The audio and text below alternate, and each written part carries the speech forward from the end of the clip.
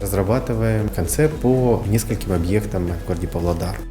Это 4 объекта, 2 парка: экопарк Усольский, спортпарк Усольский, молодежный инклюзивный спортпарк и реконструкция улицы Лермонтова.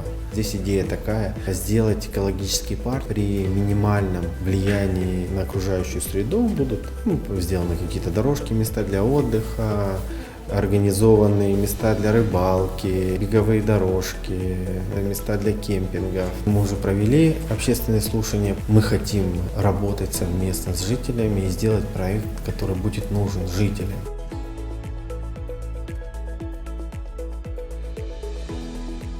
Здесь новые подходы, именно новые тренды в урбанистике.